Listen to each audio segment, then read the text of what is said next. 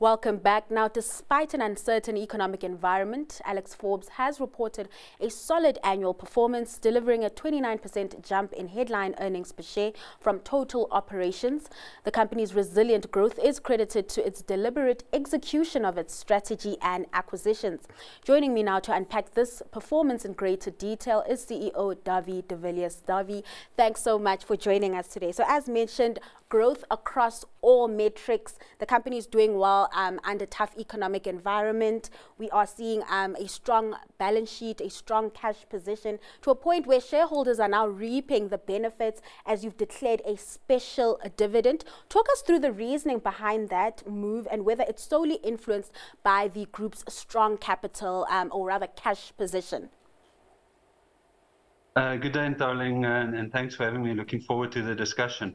Yes, I mean, culmination of, nice execution, nice strategy, and also the strategy part that we wanted to do. We wanted to be capital light. We didn't want insurance businesses, so we sold those off. And in reducing the risk in the business, we basically released a lot of capital. We have to hold less capital now because we don't have all the risk in the business, and the last part of that was completed in the previous year or in this year, and therefore we have extra cash to release. So we have a few options. Obviously, when you have cash on the balance sheet, and the one is not to keep it, so you have to do something with it. And we could buy back shares, but our shares are very thinly traded, so it's very difficult to buy back a big amount of shares. And we have enough capital and cash generation and access to the balance sheet for borrowings for future acquisitions, which is the other option. To hang on to the cash for when an acquisition might come is not the best strategy. So certainly the best option is to pay the dividends in terms of special dividends to the shareholders. So which leads to great returns and obviously makes us receive a much better return on capital for the shareholders into the future as well. Now let's zoom into that annual performance, right? We are seeing your streamlining efforts bearing fruit, and we're also seeing those new businesses coming online and just boosting your earnings a bit more. Would you say that you are seeing a return on capital on those new business units? Yeah, for sure. I mean, we're so excited about the acquisitions. Sometimes you buy businesses for capability only, or you think you're going to get more scale, which is certainly what we did. And then through the scale, you want synergies, and then you hope that it also delivers returns. We've been fortunate that it brought the capabilities that we wanted, it brought the skills that we wanted, plus from day one, it delivered to the bottom line.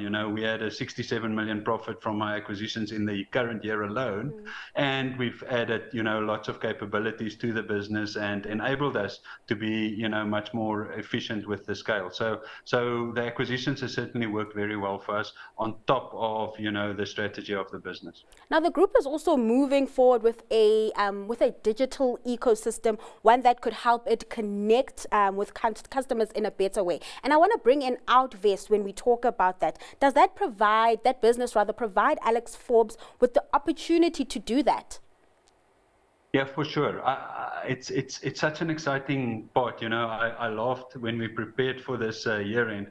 I actually laughed at myself because, normally CEOs have a 5-year plan, and you have a 5-year plan for our digital journey. And we sold it to the board 3 years ago, and this is our journey and this is our plan. And then Two-Pot happened and Outvest happened. Both came across our landscape, legislation changes with Two-Pot and Outvest as an acquisition. And suddenly our 5-year plan became, it has to be done by 1st of September. Everything has to be done by 1st of September, which we planned over the number of years, which puts a lot of pressure on you. But it is so exciting because it builds our ecosystem in terms of how we interact with individuals, how we interact with funds, and how we transact with new members, all into one.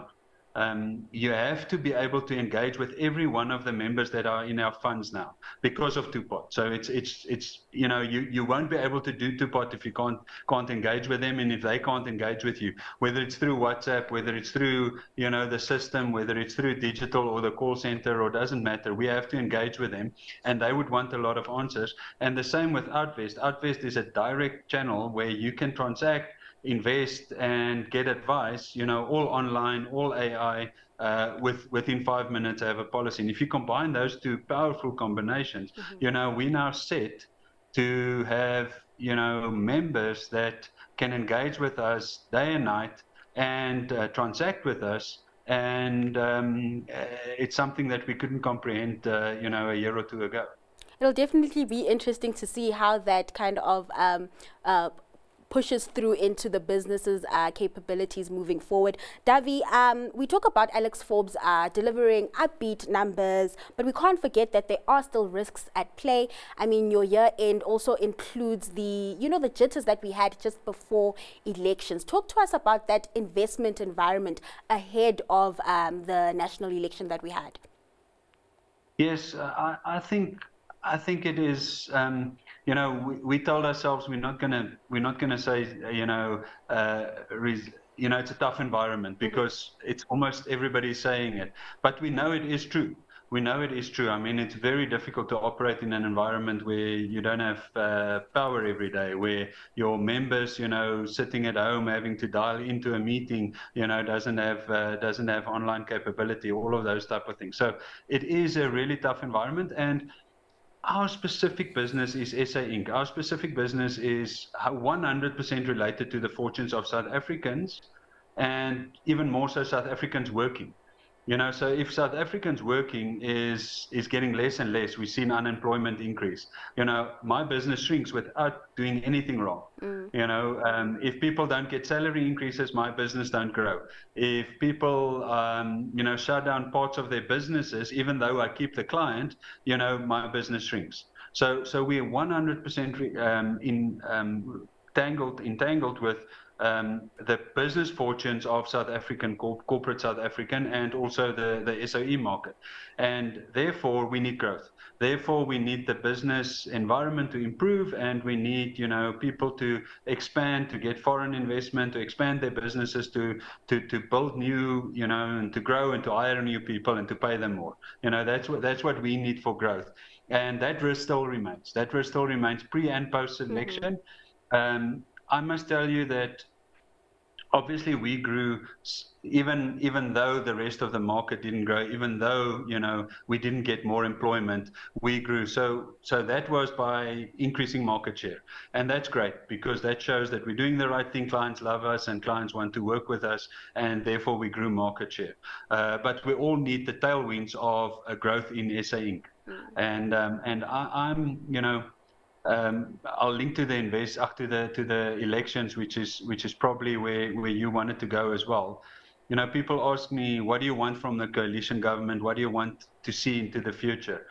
And I'm different to others speakers before me, who kind of says, you know, we need a investment-friendly budget, and investment-friendly government, investment-friendly talk. And I actually think we need to start a government where everybody that's working together, that's been put in a coalition or a government of unity, that says my first priority, or our first priority, is to look after South Africans. Because if we look after South Africans as a country and as politicians, whether it is service delivery or law and order or, you know, transport, doesn't matter, whether or policies or reforms. If we look after South Africans and South Africans are better off, you know, that is the #1 prize for SA Inc. The rest will follow. The rest will follow. Our financial system is strong enough. Our financial system will prosper if, you know, the average South African is better off. And I'm really hoping that this is going to be a government being put together that says, okay, we're going to stand together and improve the lives of South Africans. Dawie, thanks so much for your insights. Hopefully when things calm down on that coalition front, we can start seeing those kind of conversations taking place with the private sector.